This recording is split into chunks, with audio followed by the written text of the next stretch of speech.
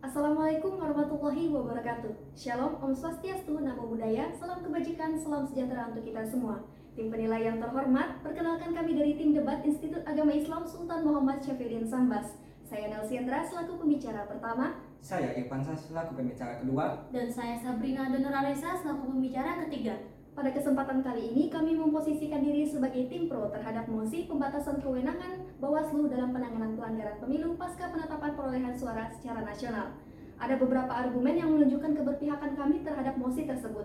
Yang pertama yang menjadi argumen utama kami berawal pada pasal 1 ayat 3 Undang-Undang Dasar 1945 yang menyebutkan negara Indonesia adalah negara hukum. Berbicara tentang negara hukum erat kaitannya dengan pemisahan atau pembagian kekuasaan. Menurut Friedrich Juristal, negara hukum harus memenuhi 4 unsur. Satu di antaranya adalah adanya pembagian kekuasaan. Unsur tersebut sesuai dengan teori trias politika yang disampaikan oleh Montesquieu yang memisahkan kekuasaan negara menjadi 3, yakni eksekutif, legislatif, dan yudikatif. Pemisahan kekuasaan tersebut bertujuan untuk mencegah terjadinya penyalahgunaan wewenang atau abuse of power. Jika kita melihat dari tugas dan wewenang Bawaslu, penanganan pelanggaran yang terjadi pada saat proses tahapan pemilu berlangsung saja sudah bertentangan dengan konsep negara hukum. Maka termasuk pula penanganan pelanggaran yang terjadi pasca penetapan perolehan suara secara nasional. Untuk argumen selanjutnya akan disampaikan oleh pembicara kedua. Yang kedua, teori kepastian hukum menurut John Michael Otto mendefinisikan bahwa kepastian hukum akan tercipta apabila instansi pemerintah menerapkan aturan-aturan hukum secara konsisten. Secara jelas telah tertera dalam pasal 24C ayat 1 Undang-Undang Dasar 1945 yang mengatur bahwa Mahkamah Konstitusi yang berwenang memutus perselisihan tentang hasil pemilu.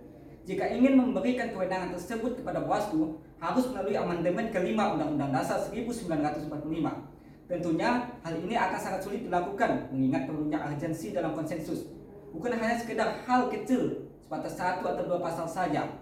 Yang ketiga, sesuai dengan prinsip fair trial dalam sistem peradilan yang menekankan bahwa hakim tidak boleh ada keberpihakan pada salah satu pihak yang sedang berperkara. Kemudian ada asas nemo judic idoneus in propria causa yang mewajibkan hakim untuk bersikap objektif.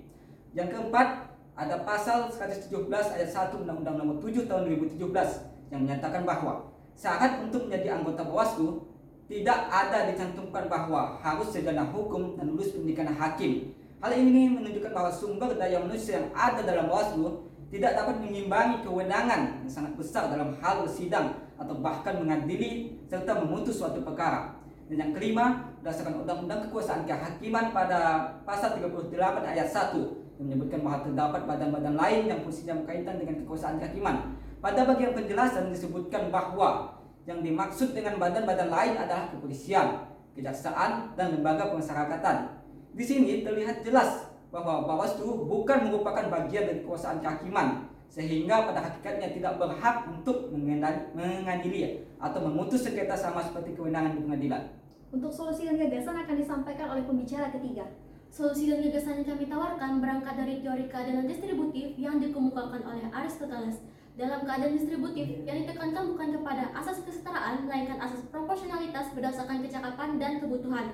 Berdasarkan teori ini, kami menawarkan untuk dilakukannya rekonstruksi kewenangan penanganan pelanggaran, yaitu dengan dibentuknya peradilan khusus dengan nama Pengadilan Pemilu, baik itu untuk mengadili pelanggaran pemilu atau sengketa proses, dan memberikan rekomendasi yang berkaitan dengan sengketa hasil pemilu kepada Mahkamah Konstitusi.